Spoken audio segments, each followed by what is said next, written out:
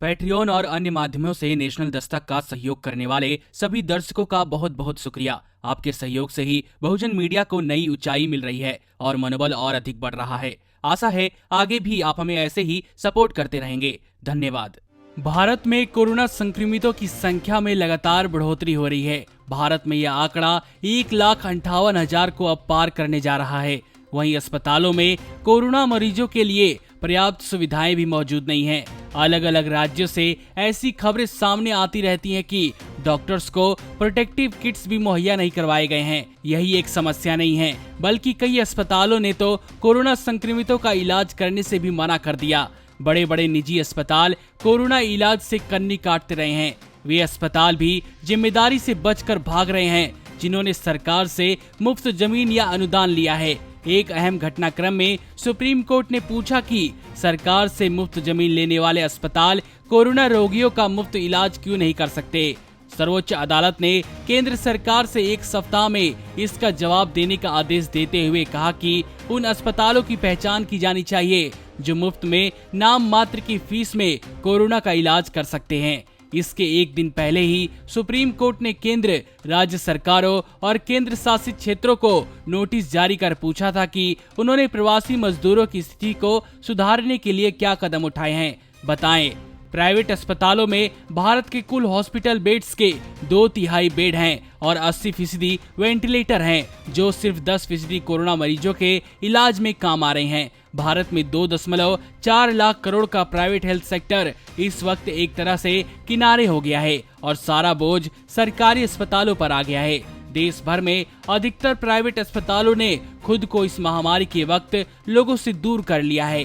यहाँ तक कि ऐसे मरीज जो कोरोना से संक्रमित नहीं हैं, उनके इलाज के लिए भी प्राइवेट अस्पताल और डॉक्टर्स आगे नहीं आ रहे हैं। अंग्रेजी अखबार द इंडियन एक्सप्रेस के मुताबिक पटना से मुंबई तक चल रहे प्राइवेट अस्पतालों के प्रबंधनों की ओर से इसके लिए कई कारण बताए जाते हैं। उनके मुताबिक लॉकडाउन, अपने डॉक्टर्स और नर्सिंग स्टाफ के संक्रमित होने का डर इसके लिए जिम्मेदार है।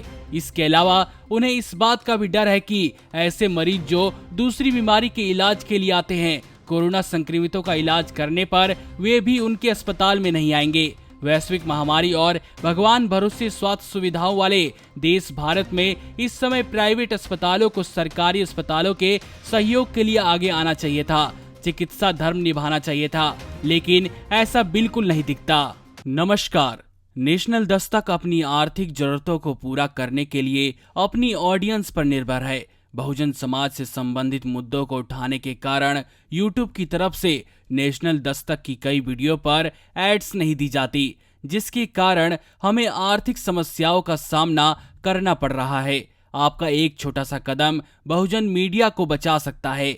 आपके सहयोग और सहायता के कारण ही हमने अभी तक यह मुकाम हासिल किया है। नेशनल दस्तक को आप पैट्रियन के जरिए सपोर्ट कर सकते हैं।